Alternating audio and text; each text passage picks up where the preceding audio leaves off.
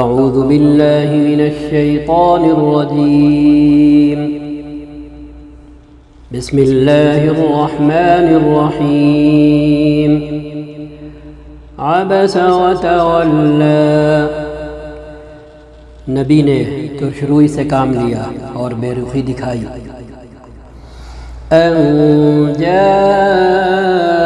الأعمى، اس بات پر کہ وہ اندھا اس کے پاس آ گیا. وما يدريك لعله يزكى، تمہیں کیا خبر ہے نبی، شاید وہ نابینا آنے والا پاکیزگی اختیار کرے.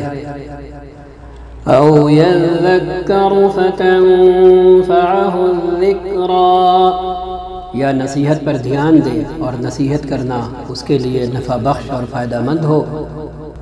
اما من استغنى، جو شخص بے پروائی برتتا ہے اور بے پروائی دکھاتا ہے. فأنت له تصدى، اس کی طرف تو تم توجہ کرتے ہو. وما عليك ألا يزكى، حالانکہ اگر وہ نہ سدھرے تو تم پر اس کی کیا ذمہ داری ہے، یعنی اس کے نہ سدھرنے پر تمہارا کوئی قصور نہیں اور تمہارا کوئی دوش نہیں. وَأَمَّا مَنْ جَاءَكَ يَسْعَى، اور جو خود تمہارے پاس دوڑا ہوا آتا ہے. وَهُوَ يَخْشَى، اور وہ اللہ سے ڈر بھی رہا ہوتا ہے. فَأَنْتَ عَنْهُ تَلَهَّى، اس سے تو تم بے رخی برتتے ہو. كَلَّا إِنَّهَا تَذْكِرَةٌ، ہرگز نہیں، یہ تو ایک نصیحت ہے. فَمَنْ شَاءَ ذَكَرَهُ، جس کا جی چاہے اسے قبول کرے. فِي صُحُفٍ مُكَرَّمَةٍ، یہ ایسے صحیفوں میں درج ہے جو مکرم اور محترم ہیں، یعنی نہایت عزت اور عظمت اور توقیر والے صحیفے ہیں. مرفوعۃ مطہرہ، بلند مرتبہ ہیں، پاکیزہ ہیں. بِأَيْدِي سَفَرَةٍ کِرَامٍ بَرَرَةٍ، معزز اور نیک کاتبوں کے ہاتھوں میں رہتے ہیں. قُتِلَ الْإِنسَانُ مَا أَكْفَرَهُ، لعنت ہو ایسے انسان پر، کیسا سخت منکر حق ہے یہ. مِنْ أَيِّ شَيْءٍ خَلَقَهُ، کس چیز سے اللہ نے اسے پیدا کیا ہے. مِنْ نُطْفَةٍ خَلَقَهُ فَقَدَّرَهُ، نطفے کی ایک بوند سے اللہ نے اسے پیدا کیا، پھر اس کی تقدیر مقرر کی، تقدیر لکھی اور اس کا نصیب بنایا. ثُمَّ السَّبِيلَ يَسَّرَهُ، پھر اس کے لیے زندگی کی راہ آسان کی.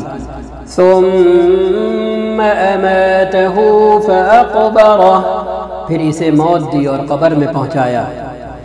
ثُمَّ إِذَا شَاءَ أَنشَرَهُ، پھر جب چاہے وہ اسے دوبارہ اٹھا کر کھڑا کر دے، یعنی جب چاہے وہ اسے پھر سے زندہ کر دے. كَلَّا لَمَّا يَقْضِ مَا أَمَرَهُ، ہرگز نہیں، اس نے وہ فرض ادا نہیں کیا جس کا اللہ نے اسے حکم دیا تھا. فَلْيَنظُرِ الْإِنسَانُ إِلَىٰ طَعَامِهِ، پھر ذرا انسان اپنی خوراک کو دیکھے تو.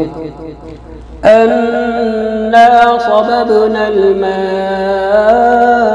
صَبًّا، ہم نے خوب پانی برسایا. ثُمَّ شَقَقْنَا الْأَرْضَ شَقًّا، پھر زمین کو عجیب طرح پھاڑا. فَأَنبَتْنَا فِيهَا حَبًّا، پھر اس کے اندر اگائے غلے. وَعِنَبًا وَقَضْبًا، اور انگور اور ترکاریاں. وَزَيْتُونًا وَنَخْلًا، اور زیتون اور کھجوریں، وحدائق غلبا اور گھنے باغ، وفاكهة وأبا متاعا لكم ولأنعامكم، اور طرح طرح کے پھل اور چارے تمہارے لیے اور تمہارے مویشیوں کے لیے زندگی کے سامان کے طور پر۔ فَإِذَا جَاءَتِ الصَّاخَّةُ،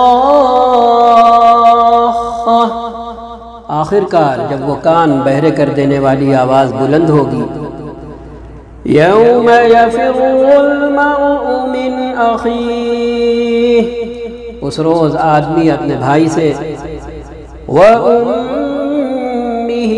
وَأَبِيهِ، اور اپنی ماں اور اپنے باپ سے، وَصَاحِبَتِهِ وَبَنِيهِ، اور اپنی بیوی اور اپنی اولاد سے بھاگے گا۔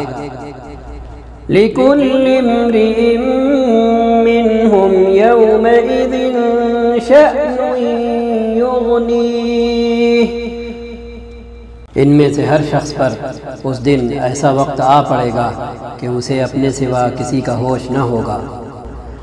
وجوہ یومئذ مسفرہ، کچھ چہرے اس روز دمک رہے ہوں گے، ضاحکۃ مستبشرہ، حشاش بشاش اور خوش و خرم ہوں گے، ووجوہ یومئذ علیہا غبرہ، اور کچھ چہروں پر اس روز خاک اڑ رہی ہوگی، ترہقها قترہ، اور کالک اور سیاہی ان کے چہروں پر چھائی ہوئی ہوگی۔